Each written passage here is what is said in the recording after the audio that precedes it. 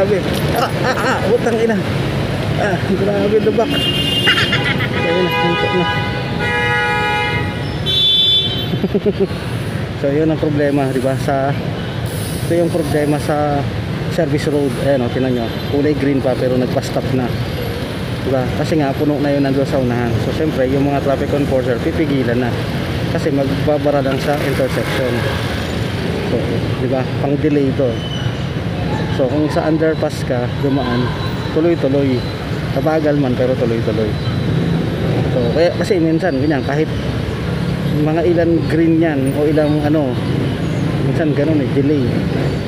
Tama, nagpula na tapos nag-green na, minsan hindi pa pinapaabante kasi punong-puno pa yung nasa unahan. So yun ang isa sa disadvantage pag dito ka dumaan sa service road, sa EDSA.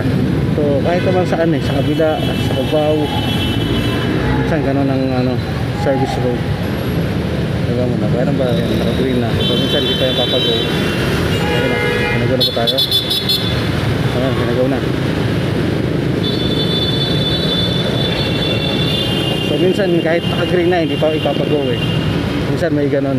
Yun na, busina party dyan sa likod.